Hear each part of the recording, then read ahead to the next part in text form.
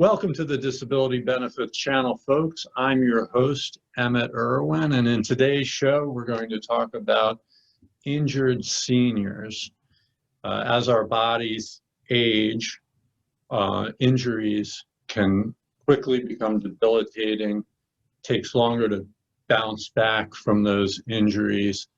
Those injuries can be financially and physically devastating to a senior citizen.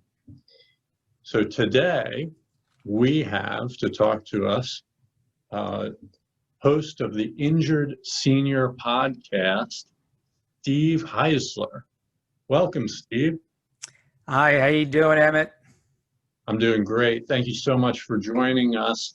And I had the pleasure today of listening to Steve's podcast. And Steve is a longtime lawyer, expert in his field, and gives us the benefit of his knowledge via podcast for free. And how do people listen to that podcast, Steve? They just need to go to injuredseniorhotline.com/podcast. And of course, that's www.injuredseniorhotline.com/podcast. Great. And I did listen to today's episode about age discrimination, and you really do a great job of honing in on what seniors are thinking about currently, what injured seniors care about. I remember you did one on wound care, wounds that happen in nursing homes, that kind of thing. And we're going to talk about that kind of thing today. So seniors can apply for disability benefits, Social Security disability. They can apply for private disability benefits. But sometimes seniors have to go elsewhere in the law to get financial compensation for their injuries. And Steve, what else can a senior do in that kind of situation? Well, a senior has the right to go ahead and seek redress for or seek recourse for any type of negligence that might have caused them to sustain their injury, their condition, or their disease. In fact, I'm sure a lot of your Social Security disability clients became disabled due to several different types of things that might come under the umbrella of a negligent act. So a lot of people come to me because there's been medical malpractice. They come to us, my National Injured Senior Law Center. They come to us because of nursing home negligence, nursing home abuse or neglect, and talking about nursing home cases, a lot of times they come to us not as the victim, but as the child or the loved one of someone who's sustained a really bad injury as a result of a nursing home issue. And then there's slip and falls. If you listen to my podcast, Bill Vigilante, he's a human factors expert, talked about how the landscape is not very friendly to seniors. And when I say landscape, I mean sidewalks, lighting, just all types of things that we take for granted when we go about our day. But seniors have an extra, they've got additional hurdles that they have to overcome just to get from point A to point B.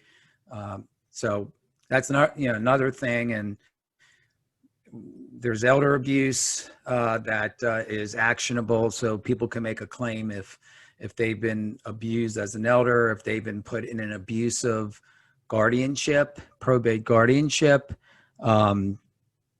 Defective products. I see a lot of cases where people who got a knee replacement or got a hip replacement, and that hip replacement or knee replacement was defective, and they had to get surgery to get it out, or they had complications like the IVC filter, where it's supposed to stop blood clots, but it gets entangled in the organs, with the organs, and they end up having permanent pain and problems the rest of their life. So those are just a couple of the things that we do.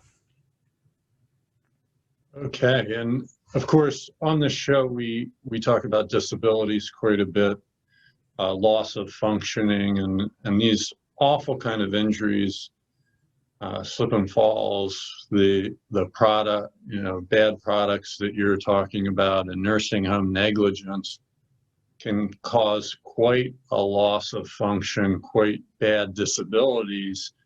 So how do you account for that in the lawsuit process? So, well, we have to, in a lawsuit process, we have to make a claim, and we argue that, for instance, for medical malpractice, that there was a breach of the standard of care by the medical professional, and therefore the person who was on the receiving end of the lack of proper care has a right to make a claim.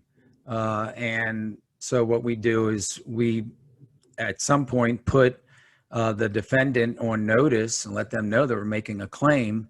And it's a pretty, I won't say complex, but it definitely, the process going through a lawsuit definitely is time consuming, and you have to definitely make sure that all the different requirements are met, and deadlines and statute of limitations. So those are things that we account for as we're going through the process. Great. And can you give us some examples of seniors you've worked with and you've helped them through this process? Absolutely. So one thing I didn't mention is that I spent a lot of time representing people who develop sepsis, which is one of the worst things you can get, because it can turn to septic shock. It's basically the body's inflammatory response to an infection. So we handle a lot of sepsis cases. We handle a lot of infection, hospital infection, or medically caused infections. So one case I have right now is a lady who developed or contracted Legionnaires disease. And It's interesting because Legionnaires disease is especially, it's attracted to the senior population. So if you're a senior or an elder or a smoker, or you're immune compromised, you have a much larger chance of getting Legionnaires disease. And what Legionnaires disease is basically, it is a bacteria that you can get from a water source, such as a hot tub or a pool or a fountain, a water fountain, or showers. It's a bacteria that grows in the water, and because the water is not properly chlorinated, or it's not kept at the right temperature, a bacteria can grow. So it's kind of like MRSA or some of the other bacterias that kill people. Legionnaires.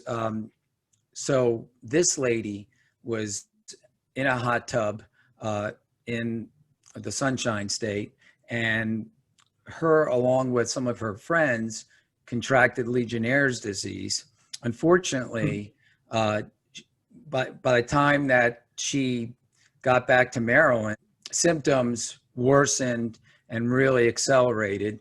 And when she went to the hospital, she was already in septic shock. And when you go into septic shock, it basically can shut down your organs. So unfortunately, and she ended up passing away. So we've got a lawsuit that we filed on behalf of the husband and the family, because the establishment where she caught it, the hotel where she got the Legionnaires, did not properly treat their water and did not make it safe to go into the hot tub or go into the pool. So that's something that's actually ongoing right now.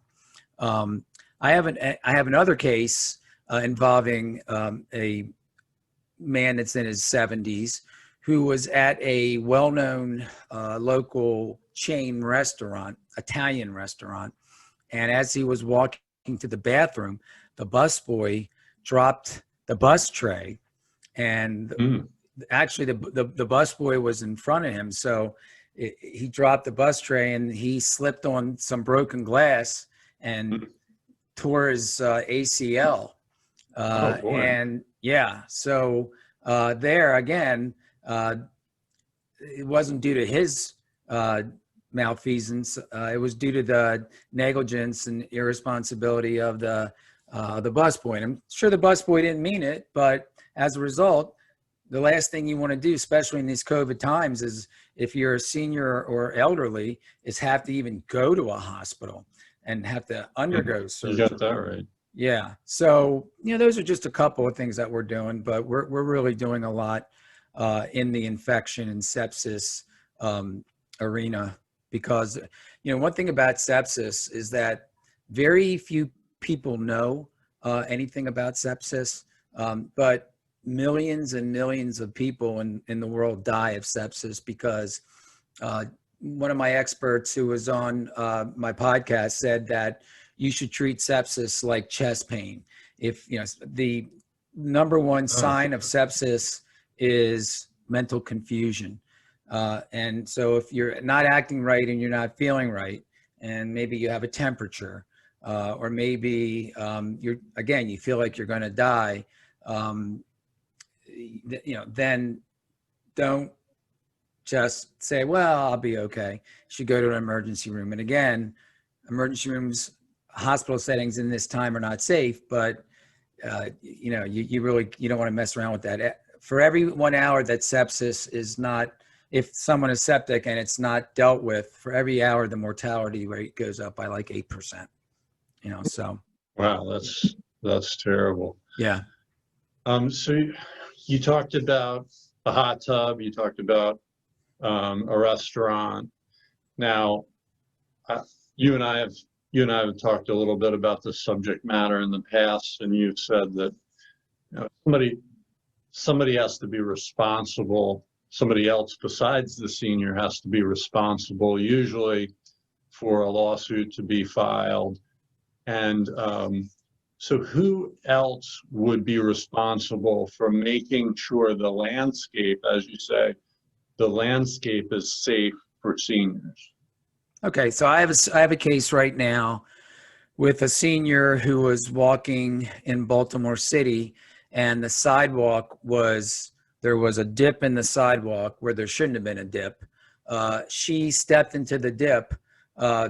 Again, she's just looking, she's was here for a wedding actually, and really just was walking and trying to find the restaurant that she was meeting some people at. And she stepped into the dip, lost her balance, and actually was thrust she kind of crashed into a light pole that was a couple of feet in front of that sidewalk dip, and actually fell then on the wooden planks that kind of surround the tree, and broke her hip. So there, and that's a very good question, by the way. So there in Emmett, there's multiple potential defendants. So one would be the municipality, the city of Baltimore, because they have to make sure that their sidewalks are safe. And again, it has to take into account that there are seniors and elderly individuals who also have to navigate the sidewalks and all the different, all the different things that they come across.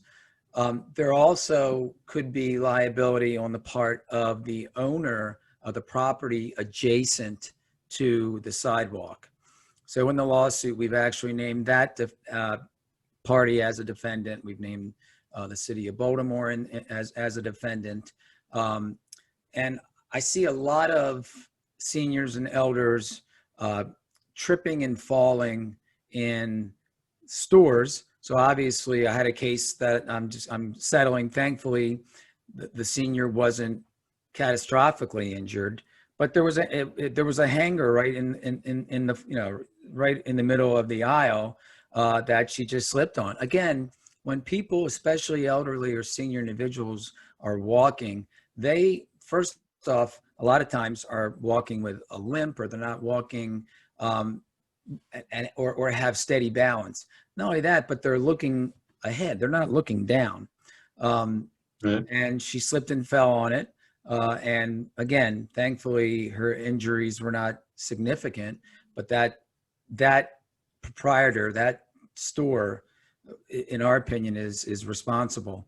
Now, Sure. for somebody who's got like a defective hip or takes a defective medication, by the way, medication errors is another area of negligence that I see. But they in the defective hips, then the potential defendant is the pharmaceutical company or the medical device company. So usually it's the manufacturer of a device, or in the case like we're talking about with a sidewalk or a slippery floor or whatever, it's the individual or a proprietor that owns, or the company or conglomerate that owns the premises where it happens. I see. So when someone's injured on premises of a business or a proprietor or an individual, what's the first step that person should take? Well, the first thing, I think there's a couple things. If you're injured, like in a slip and fall at a location, it is very, very important to take pictures. Now, obviously, if you're laying on the ground and your bone is sticking out of your leg, you're not going to be able to take pictures. Right. But you want to be able to document the defective premise, or come back or have somebody else. Nowadays, when I was growing up, because I'm a senior myself, when I was growing up, we didn't walk around. We didn't have camera phones. Right. We'd have to go get our Polaroid and snap a photo. Polaroid. I think they're not doing the things where you would snap a picture and the picture would come right out, and it would you'd see it be blurry. You'd have to shake it. Yeah. Those days are gone, Emmett. Yeah, that's a relic now. It's at the Smithsonian. So yeah, but if you've got your camera there, and you're able to get up, again, a lot of people are shooken up and they're not really thinking about it. But if you can get a picture of what it was that caused you to become injured, that helps.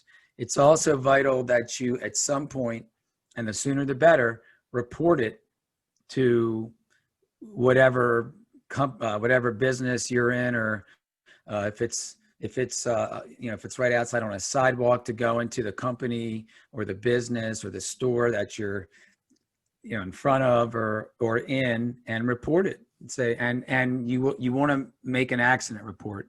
You want them to, a lot of times you'll get kind of shrugged off by the manager or by the cashier or whatever, but if they won't do an accident or incident report, especially if it's a company that has got multiple locations, like a franchise or a chain, then you call the corporate and say, I was injured at this location and this is what happened. And I'd like you to document that by sending me an email that you received and that you're processing my claim. But with that all being said, I would not recommend that anyone who's watching this today or listening to this go ahead and represent themselves. And the reason I say that is because there are so many landmines and so many different areas that they just don't know, or just don't have familiarity with. I'm an attorney. I don't go in and do brain surgery because I don't know anything about brain surgery. So they should contact an attorney. Attorneys take these cases on what's called contingency. So contingency means if the attorney takes the case and the attorney is able to get you a recovery, the attorney takes a fee. If the attorney is not able to get the case resolved, you don't pay anything. So the attorney really takes it on risk and will advance costs like to file a lawsuit or to hire experts to come testify at your trial if it gets that far. But if there's no recovery, then the attorney does not take a fee. So that's important. You talk to attorney because an attorney, especially an attorney that does injury cases, that does it for a living. So knows all the kind of ins and outs and all the different landmines and traps that the insurance companies will, they'll try to propagate. I'll tell you one thing is that one thing that your viewers need to know about is that the clock starts ticking when you're injured, meaning that there's a statute of limitations. And so you can have the greatest case in the world, but if you don't file your claim within the statute of limitations, then your claim is barred. And you could have the worst injury in the world, but if you don't file your claim within the time limitations, you're toast. Yes, and as the late, great Judge Levitt used to tell unrepresented people, he would say, I am not allowed to give you legal advice, but what I am allowed to say is, go talk to a lawyer. And that has stuck with me. I used to work for Judge Levitt. He was the greatest. He was tough. He was a tough judge, but he was a fair judge, and I had a lot of respect for him. We're dating ourselves, Emmett. I think Judge Levitt's probably retired like back in the late '90s or early 2000s. But he was fantastic. Yeah, he was. Yeah, he did. He was fantastic. Yeah. I miss him very much. Yep.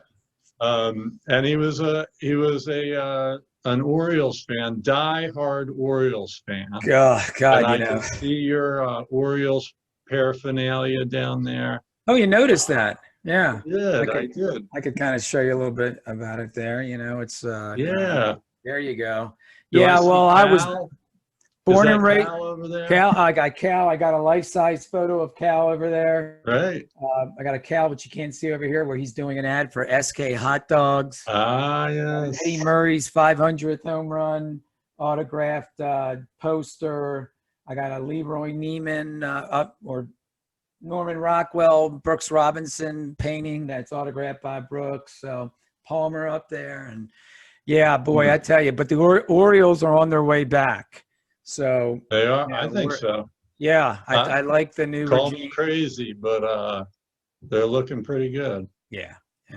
So we'll have to go see a game soon as we're able to get back into the stadium. Yes. Yeah. Love going to baseball games. All right. Well, thank you so much for being on the show with us. Sure.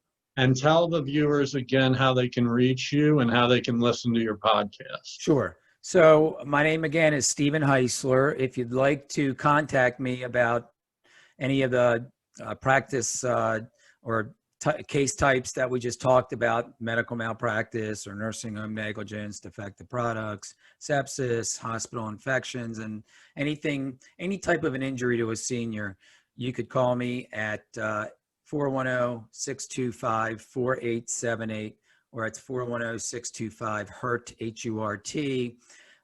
You can go to find me online, the www.injuredseniorhotline.com, to listen to my podcast, which talks about all the different subject matters that we talked about today.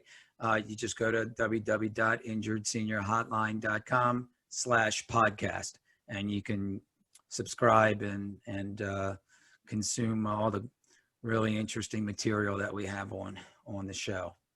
And I've had you on the show, Emmett. You were on the show, I believe, last week, but it won't actually be released to the public if we do release it to the public. No, of course we won't.